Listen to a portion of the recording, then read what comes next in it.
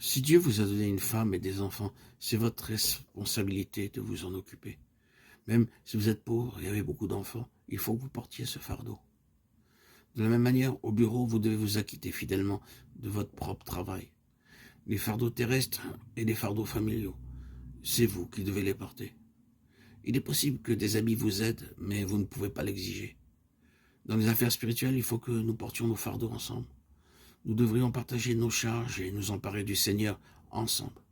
Beaucoup d'ouvriers du royaume ont perdu leur ministère et leur bénédiction parce qu'ils sont devenus indépendants d'esprit. Daniel savait que Dieu lui avait accordé le don de comprendre les visions et les rêves. Daniel 1,17. Il y a tout lieu de croire que beaucoup avaient fait appel à lui pour qu'il interprète leurs songes. Pourtant Daniel ressentit en cette circonstance le besoin de chercher la compagnie de ses 3 amis. C'est tous ensemble qu'ils prièrent. Ils partagèrent ce ministère, leurs dons étaient différents, mais ils demeuraient des partenaires égaux dans l'œuvre de Dieu. Si vous désirez devenir vainqueur, n'hésitez pas à rechercher la compagnie de frères dans la foi pour prier. Faites-leur part de vos difficultés et demandez-leur de prier pour vous et avec vous. Vous découvrirez alors combien ceci est salutaire. Pour cette raison, il faut que nous nous réunissions fréquemment pour prier en tant qu'Église. Nous avons déjà observé combien vigoureuse était la foi de ces jeunes gens, alors que le royaume tout entier était en deuil et pleurait.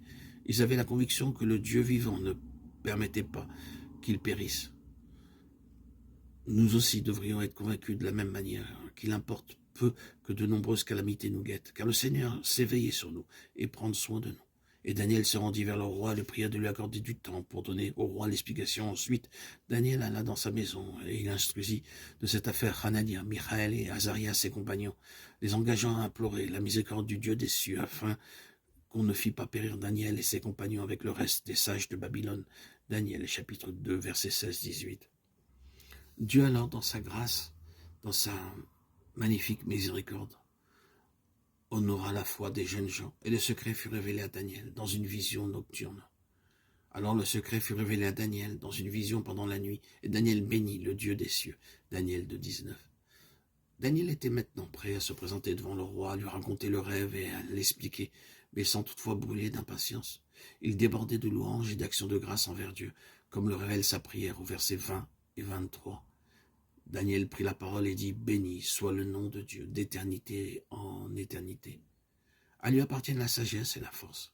C'est lui qui change les temps et les circonstances, qui renverse et qui établit les rois, qui donne la sagesse aux sages et la science à ceux qui ont de l'intelligence.